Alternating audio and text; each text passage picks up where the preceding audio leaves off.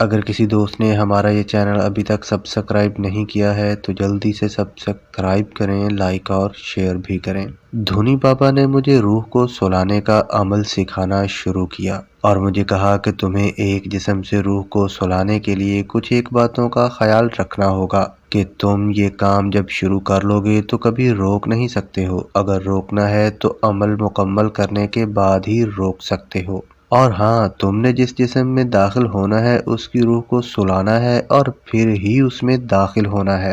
और ये भी याद रखना कि तुम एक ही दिन में इस काम में कामयाब नहीं हो जाओगे। मैंने कहा, क्या मतलब? बाबा ने कहा कि मतलब ये कि तुम जो बंदरिया लेकर आए हो उसकी रूह को सुलाओगे और खुद अपनी रूह को इसमें फौरन से दाखिल नहीं कर सकोगे। तुम्हें अपने जिस्म से निकलकर कुछ और चीजें भी सीखनी होंगी। मैंने बाबा से कहा कि मुझे आपकी बात समझ नहीं आई है। बाबा ने कहा कि तुमने कभी सुना है कि किसी इंसान का एक वक्त में कत्ल हुआ हो और फिर उसकी रूह ने 5 या 10 साल के बाद आकर अपने कत्ल का बदला लिया हो? मैंने कहा कि हाँ, मैंने ऐसा बहुत बार सुना है और एक दो बार तो मैंने ऐसा होता देखा भी है। बाबा ने कहा, तो क्या तुमने ये सोचा नहीं कि जब उसे कत्ल किया जा रहा था तो उसी वक्त ही रूह ने अपना बदला क्यों नहीं लिया? बाद में भी तो उसी रूह ने ही अपने कत्ल का बदला उन्हीं लोगों से लेना था ना जिन्होंने उसको कत्ल किया था। अगर बदला उनसे ही लेना था तो उसी वक्त क्यों नहीं लिया? उस वक्त भी तो वो मुर्दा ही था ना। बाज़ औक़ात लोग कत्ल भी कर देते हैं और वो बदरूह बदला नहीं ले पाती है क्योंकि वो कभी कुछ सीख ही नहीं पाती है और फिर इसका वक्त मुकम्मल हो जाता है और वो आलमे रवाह में चली जाती है। मैं बाबा की बात सुनकर बहुत ही ज्यादा हैरान था। ये वो पहली बात थी जिस पर मेरा यकीन करने को दिल कर रहा था। मैंने बाबा से कहा कि ऐसा क्यों होता है? रूह उस वक्त भी तो मौजूद ही होती है ना, उस वक्त ही बदला क्यों नहीं लेती है? धोनी बाबा ने कहा, क्योंकि रूह तो रूह ही होती है और वो कुछ भी नहीं कर सकती है। वो किसी भी चीज को छू भी नहीं सकती है, यहाँ तक कि किसी को बोलकर भी कुछ भी नहीं बता सकती है। उसकी आवाज सुनने से हम कासिर होते हैं। मैंने उसी वक्त एक और सवाल किया, तो फिर 5 या 10 साल के बाद ऐसा क्या होता है जो वो बदला लेने आ जाती है? बाबा ने कहा कि वो फिर सब कुछ सीखती है कि मैं इंसानों से कैसे बदला ले सकती हूँ, कैसे इसको छू सकती हूँ। वो बहुत से मंत्रों को सीखती है और फिर इन मंत्रों की मदद से वो अपना रास्ता तलाश करती है कि जिससे मैं उस इंसान को तकलीफ देना चाहती हूँ जिसने मुझे मारा था, मेरा कत्ल किया था। वो तरीका क्या है? उसे इस काम को सीखने में वक्त लगता है। क्यों लगता है? इसलिए लगता है कि उसके पास कोई भी गुरु नहीं होता है, कोई उस्ताद नहीं होता है इस काम के लिए।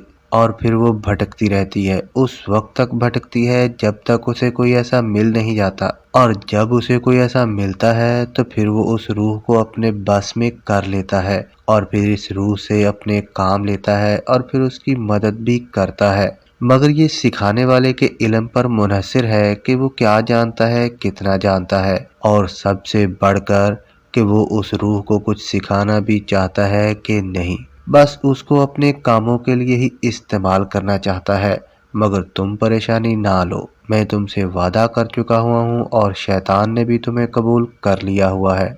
तुम सब कुछ ही सीखोगे और अच्छे से सीखोगे और सब कुछ कर भी सकोगे क्योंकि तुम मेरे ही शागिर्द नहीं हो, तुम शैतान के भी बच्चे हो। अब तुम्हें सीखने से कोई भी रोक नहीं सकता है। अब तो तुम जाना चाहो तो वो अलग बात है, वरना तुम्हें शैतान नहीं जाने देंगे। और मैं तो यही कहूँगा कि ये तुम्हारे पास बहुत अच्छा मौका है। ऐसा मौका पहले किसी को भी नहीं मिला है और तुम्हें इसको गंवाना नहीं चाहिए। और अब जल्दी करो, अपना काम शुरू करते हैं। बाबा ने कहा कि अब तुम्हें मैं एक मंत्र बताता हूँ, वो तुम्हें अच्छे से याद भी रखना है और बार बार दोहराना है। उस वक्त तक दोहराना है जब तक तुम इस मंत्र के मालिक नहीं बन जाते हो। मैंने बाबा से कहा कि अगर मैंने इस मंत्र में कोई गलती कर दी और अगर मैं सही से अल्फाज अदा नहीं कर सका तो बाबा ने कहा कि देखो, हर मंत्र का एक वक्त और तरीका होता है। अभी तुम्हें बस मंत्र ही बता रहा हूँ, बाकी सब कुछ बाद में बताऊंगा।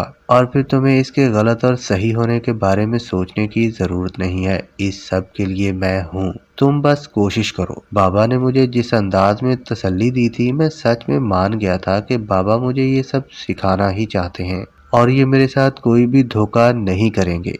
मैंने बाबा का बताया हुआ मंत्र सीखा और उसको दोहराने लगा और वहां से घर आ गया था। घर आकर भी मैं वही मंत्र जारी रखे हुए था और उस मंत्र को बार बार बोल रहा था, मगर मुझे मालूम ही नहीं हुआ कब मैंने इस मंत्र को गलत पढ़ना शुरू कर दिया था। रात में मैं फिर से बाबा के पास गया। इस वक्त मुझे कब्रिस्तान बहुत ही अजीब लग रहा था। ये कब्रिस्तान का सन्नाटा वो पहले वाला सन्नाटा नहीं था। इसमें एक और ही खौफ और डर था जिसका आज मुझे पहली बार ही एहसास हुआ था। मैं आज ना जाने क्यों इतना डर रहा था और जब मैं धोनी बाबा के पास गया तो मैंने देखा कि बाबा आज झोंपड़ी में मौजूद ही थे। मैंने जब बाबा को वहां देखा तो बाबा से कहा कि क्या हुआ बाबा, आज सेहत ठीक तो है ना? बाबा ने कहा कि हाँ ठीक हूँ मैं, मुझे कुछ भी नहीं हुआ है। तुम बताओ, तुमने मंत्र याद किया है कि नहीं? मैंने कहा कि हाँ किया है। मैंने जब मंत्र बाबा को सुनाया तो बाबा ने कहा कि ये मंत्र तुमने अभी ठीक से अदा नहीं किया है, फिर से सुनो और जैसे मैं बोल रहा हूँ तुम भी वैसा ही बोलो। मैंने जब फिर से बाबा के मुंह से मंत्र सुना और मंत्र के अल्फाज सुने तो मुझे सच में लगा कि जो भी मैं बोल रहा था वो ठीक नहीं था। मैंने बाबा से पूछा कि बाबा, ये जो रूह को सुलाने का मंत्र मैं सीख रहा हूँ वो मैं कब तक सीख जाऊंगा और मैं किसी भी रूह को सुलाने में कब तक कामयाब हो जाऊंगा? बाबा ने कहा कि जब तुम किसी और की रूह को सुलाने का मंत्र सीखोगे तो ही उसमें कामयाब हो पाओगे। मैंने बाबा से कहा कि क्या मतलब, तो क्या अब जो मैं मंत्र सीख रहा हूँ वो किसको सुलाने का मंत्र है? बाबा ने कहा कि वो खुद की रूह को सुलाने का मंत्र है। जब बाबा ने मुझे ये सब बताया तो मैं तो एकदम से डर सा गया था। मेरी आंखें ही बहुत बड़ी हो गई थी। मैं अपनी ही रूह को अपने ही जिस्म से अलग करने का मंत्र दोहरा रहा था और मुझे मालूम ही नहीं था। और सबसे बढ़कर ये कि मैं उस मंत्र को ठीक से भी नहीं पढ़ रहा था। धोनी बाबा ने कहा, तो क्या तुम्हें नहीं मालूम था? मैंने कहा कि नहीं नहीं, मुझे तो बिल्कुल भी मालूम नहीं था। बाबा ने कहा, तो क्या तुम्हें कुछ महसूस भी नहीं हुआ इस मंत्र को पढ़ने के बाद? मैंने कहा कि मुझे महसूस तो हुआ था, मगर मैं तो इस बात को अपना वहम मान रहा था। मुझे तो कब्रिस्तान में आते हुए भी ऐसा महसूस हुआ था, मगर मैंने कोई तवज्जो नहीं दी। बाबा ने कहा, कोई बात नहीं, कुछ भी नहीं होता, मैं हूं ना तुम्हारे साथ, तो तुम्हें कुछ भी नहीं होगा और शैतान तुम्हें कुछ भी नहीं होने देंगे। अब तुम इसकी पनाह में हो। मैंने दिल में कहा कि मैं तो उसको मानता भी नहीं हूँ, मगर उसने फिर भी मुझे कबूल किया हुआ है। मुझे इस बात से कोई भी फर्क नहीं पड़ता कि क्या है और क्या नहीं, मगर मैं ये जानकर खौफ में आ गया था कि ये मंत्र मेरे लिए ही था। बाबा ने कहा कि अब फिर से इस मंत्र को याद करो और अच्छे से दोहराओ और फिर मेरे पास आना। मैं वहां से घर तो आ गया था, मगर मैं अब मंत्र को बहुत ही अच्छे अंदाज से बोल रहा था और बहुत ही जिम्मेदारी के साथ बोल रहा था, क्योंकि अब मुझे मालूम था कि ये किसके लिए था और इससे क्या हो सकता था। मैं इस मंत्र की वजह से मुश्किल में भी आ सकता था। मैंने अब से बहुत ही ख्याल से ये मंत्र बोलना शुरू किया हुआ था। मेरी सारी की सारी तवज्जो अब से इस मंत्र की तरफ ही थी, जो कि पहले नहीं थी। मैं तो पहले यही मान रहा था कि ये मंत्र तो किसी दूसरे की रूह को सुलाने के लिए है और मैं इसको जैसे भी बोलूं मुझे इससे कोई भी नुकसान नहीं होगा, मगर ये मंत्र तो मेरे लिए ही था और मैं इसको सुकून से बेध्यानी से ही बोल रहा था। मैं इस बार मुकम्मल अच्छे से मंत्र जान से याद कर रहा था और फिर मैं बाबा के पास गया।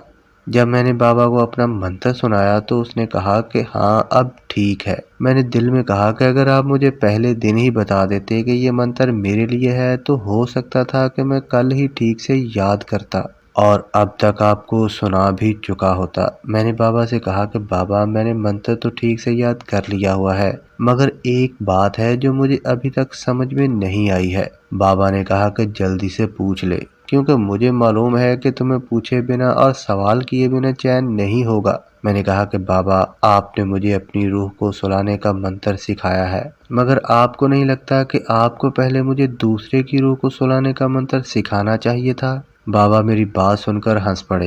बाबा ने कहा कि तुम यही बात नहीं, तुमने मेरी कोई भी बात नहीं समझी है।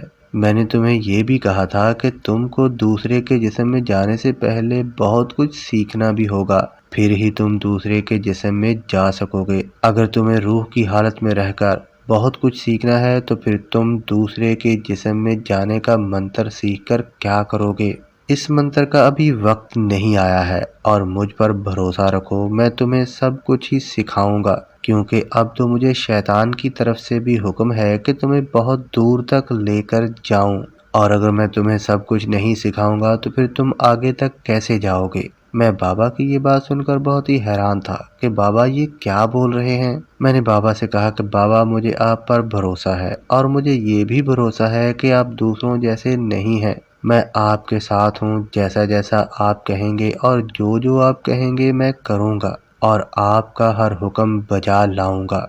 बाबा ने कहा, तो बस फिर ठीक है, कल से हम इस अमल को शुरू करते हैं और तुम अपने जिस्म से जब आज़ाद हो जाओगे तो मुझे सुन सकोगे, देख सकोगे, मगर मैं तुम्हें नहीं देख सकूंगा और ना ही मैं तुम्हारी बात को सुन सकूंगा। मगर तुम्हें मैं जैसा जैसा कहूँगा तुम्हें वैसा ही करना होगा, और अगर तुम्हें कुछ भी समझ ना आए तो तुम फिर से वापस अपने जिस्म में आ जाना, और तुम्हें ये आना जाना उस वक्त तक करना होगा जब तक तुम अपने जिस्म के बिना मेरे पास और मुझे नजर आने लग जाओ। और जब तुम मुझे नजर आने लग जाओगे और मेरी बातों को भी सुनने लग जाओगे तो फिर तुम सब कुछ उसी हालत में ही सीखोगे। इस वीडियो का अगला पार्ट जल्दी अपलोड कर दिया जाएगा। अगर किसी दोस्त ने हमारा ये चैनल अभी तक सब्सक्राइब नहीं किया है तो जल्दी से सब्सक्राइब करें, लाइक और शेयर भी करें।